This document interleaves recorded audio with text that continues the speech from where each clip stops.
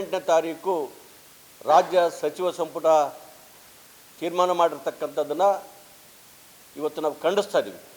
ಕಾರಣ ಇಷ್ಟೇ, ಈಗಾಗಲೇ ಆರ್ಟಿಕಲ್ 341 ತಿದ್ದುಪಡಿ ಸಂಬಂಧವಾಗಿ ಈಗಾಗಲೇ 2020ರಲ್ಲಿ ನ್ಯಾಯಮೂರ್ತಿ ಅರುಣ್ ಮಿಶ್ರಾ ಅವರ ತೀರ್ಮಾನ ಸುಪ್ರೀಂ ಕೋರ್ಟ್ ತೀರ್ಪಿನ ಪ್ರಕಾರವಾಗಿ ಈಗಾಗಲೇ 7 ಬೆಂಚ್ ಸುಪ್ರೀಂ ಕೋರ್ಟ್ 7 ಬೆಂಚು ಪೀಠ 7 ಪೀಠಗಳ ಒಂದು ಸುಪ್ರೀಂ ಕೋರ್ಟ್ ಇವತ್ತು ಕೇಸ್ ನಡೀತಾ ಇದೆ ಸುಪ್ರೀಂ ಕೋರ್ಟಲ್ಲಿ.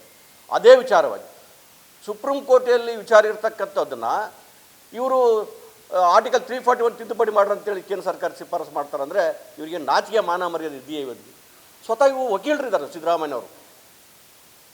ಹಾಗಾಗಿ ಇವರ ಸಂಪುಟದ ತೀರ್ಮಾನವನ್ನು ಒಕ್ಕೂರಿನಿಂದ ಖಂಡಿಸ್ತಾ ಇದ್ದೀವಿ ಮತ್ತು ವಿರೋಧಿಸ್ತಾ ಇದ್ದೀವಿ. ಇಡೀ ರಾಜ್ಯದ ಶೋಷಿತ ಸಮಾಜಗಳೆಲ್ಲ ಅವರ ಸಂಪುಟದ ತೀರ್ಮಾನವನ್ನು ವಿರೋಧಿಸ್ತಾ ಖಂಡಿಸ್ತಾ ಕೊನೆಯದಾಗಿ ಇವರಿಗೆ ಇವತ್ತು ಎಚ್ಚರಿಕೆ ಕೊಡ್ತಾ ಇದ್ದೀವಿ.